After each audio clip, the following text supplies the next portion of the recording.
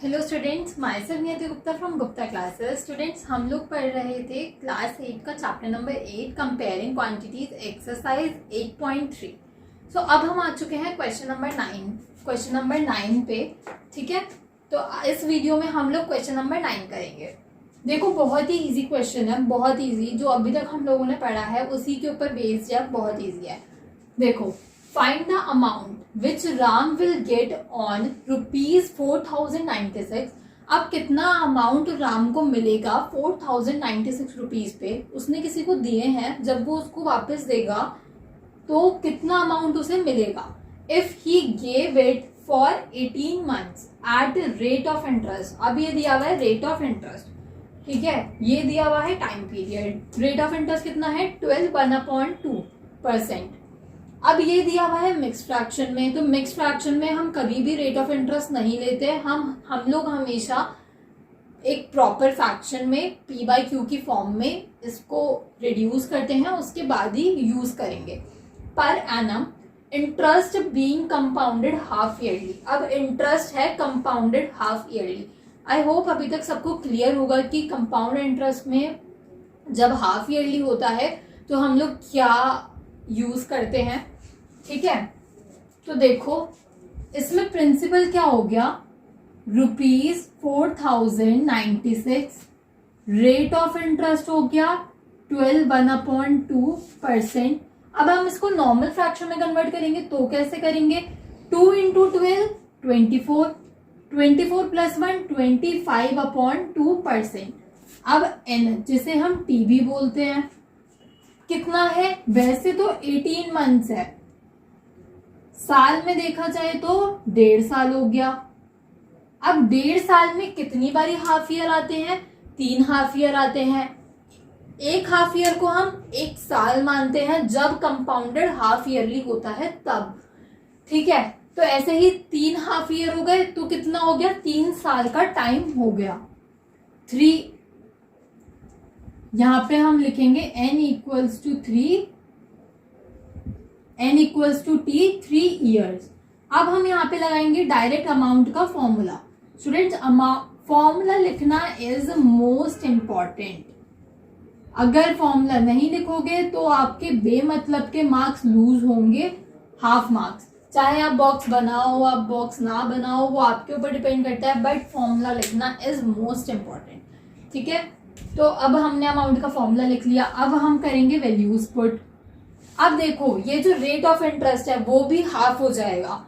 Compound interest जब half yearly लग रहा हो तो क्या होता है, एक तरीके से मान लो कि ईयर को 2 से मल्टीप्लाई कर देते हैं और रेट ऑफ इंटरेस्ट को 2 से डिवाइड कर देते हैं। क्यों, क्योंकि ये तो एनुअली हमें दे रखा है, ये जो हमें इंटरेस्ट दे रखा है वो हमें एनुअली दे रखा होता है, बट लग तो हाफ ईयर पे रहे तो आधा हो जाएगा, तो क्या हो जाएगा 25/4%।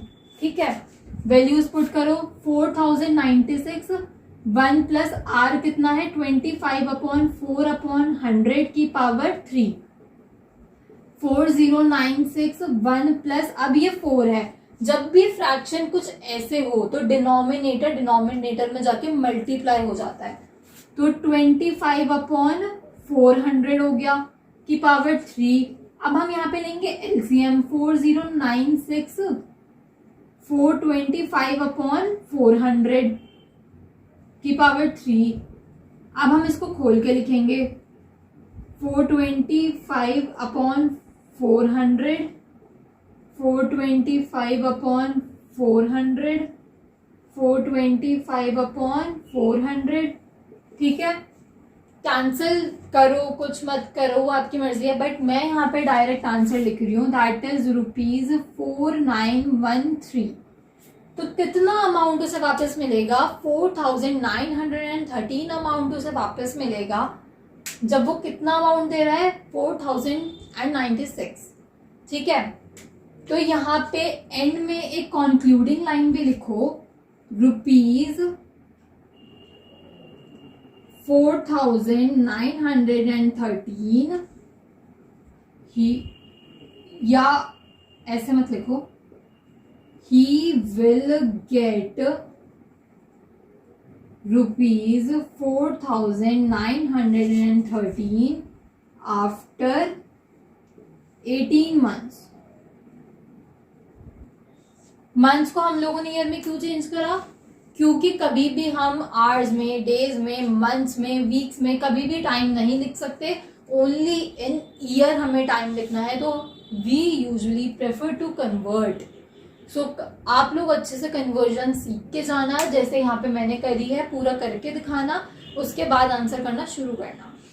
ठीक है, आई होप स्टूडेंट्स कि आप लोगों को समझ में आया होगा। और अगर आप लोगों को कुछ समझ में नहीं आया तो आप लोग कमेंट कर सकते हो। देखो, थोड़ा सा इंटरेक्ट करो, थोड़ा सा बताओ कि आप लोगों को समझ में आ रहा है, नहीं आ रहा, तभी मैं अपनी गलतियां सुधार पाऊंगी।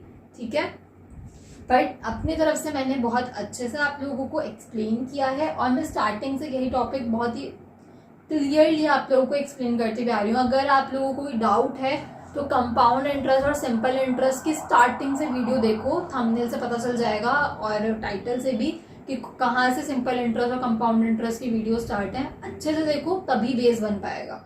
ठीक है, ओके स्टूडेंट्स, तो all the best for your exams और स्टडी वेल। ये वाले जो क्वेश्चंस हैं कंपाउंड इंटरेस्ट वाले, उसको अपने हाथ से लिख लिख के करो, प्रैक्टिस करो, ताकि आप लोगों की इसमें पकड़ अच्छी हो, क्योंकि ये टॉपिक ऐसा है बहुत बच्चों को कंफ्यूजन होती है बहुत ज़्यादा। Okay, so study well.